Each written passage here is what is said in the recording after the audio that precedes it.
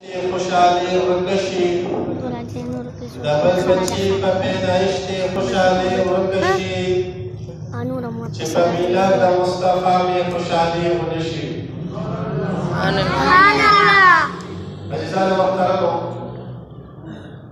جلال الدین رومي رحمة الله علیه یو روایت نقل کوي په خپل کتاب مثنوي شریف کې حضرت انس رضی اللہ عنہ مبارک چې دی رسول الله مبارک خادم خاص کې د مبارک کړه یو غلطه مېلمانه راغل،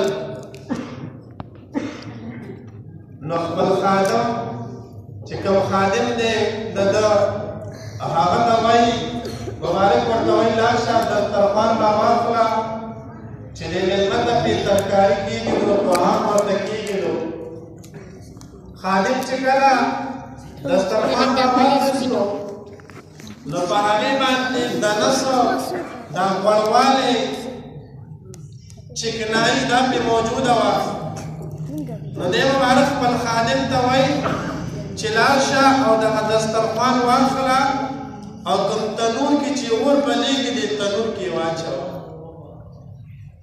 خادم هغه دسترخوان واخیستو، هغه کپړه هغه زړونکی واخیستلو او په تنور کې واچولو او لږ ساعت بعد بیا لاس دې تنور ته وردننه کړو او هغه کپړه هغې واپس راوچته کړه.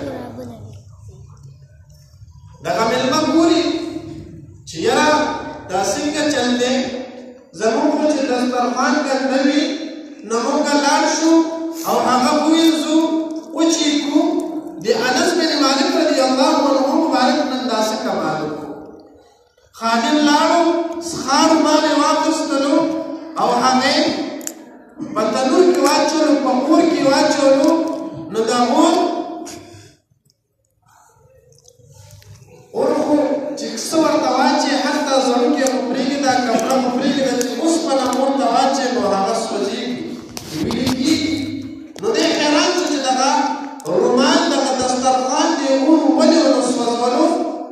خو چې کله خادم هغه راچت کړو نو هغه کې تبدیلي راغلې وه، صرف دومره تبدیلي وه، نه سوځېدلی دی نه راغونډ شوی دی، و صرف دومره تبدیلي ده چې مخکې پرې چکنایي وه اوس پاک صاف دی. دغه مېلمه ورته وایي حیران شو. انس بن مالک رضی الله عنه مبارک نه تپوس کوي کپړه کې څه کمال دی. هغه مبارک سره جواب ورکړي، ورته وایي کپړه کې هېڅ کمال نشته، عام کپړه ده، داسې کپړه نه ده چې په دې باندې اور اثر نه کوي. عام کپړه ده، خو کمال چې ورته میلاو شوی دی دا کمال ورته د امام الانبیا محمد رسول الله حاصل شوی. ورته وایي هغه څنګه؟ انس بن مالک رضی الله عنه مبارک ورته فرمایي وایي یو کله د رسول الله مبارک موږ کره مېلمه شو، مبارک چې موږ کره راغلو په دغه دسترخوان ورته موږ ډوډۍ کېښودو. د مبارک دغه لاسونه مبارک چې دسترخوان سره لګېدلي دي او د مبارک لاس چې دسترخوان سره ولګېدلو نو اوس په دغه کپړه باندې په دغه دسترخوان باندې اوس اور چې دی اثر نه کوي، اور یې سوځوي نه. د مبارک د لاس برکت دی، د امام الانبیا نسبت ورسره پیدا شوی دی، د دې په وجه د دې نسبت په وجه باندې دغه رومان چې دی اور یې سوځوي.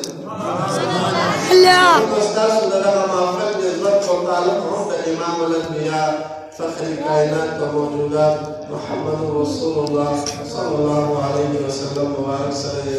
عزیزان محترم و ناتوانان خو هم شته په چون کې زمونږ جناب مفتی صاحب محترم هغې دې نه بعد بل محفل ته به ځي، تاکال ته به ځان رسوي، رشونه هم دي. نو موږ بلا تاخیر هغې له دعوت ورکوو چې هغې مبارک راشي. جناب طریقة شریعت منبع الفیوضات والبرکات شیخ القرآن والحدیث مفتی سید السادات سید اشفاق علی شاہ صاحب سے مبارک کا شہاد مبارک راشی اور مختصر وقت پیک کی ضرور احساس و رسولنا رسول اللہ مبارک صلی اللہ علیہ وسلم محمد مفتی سے مطلب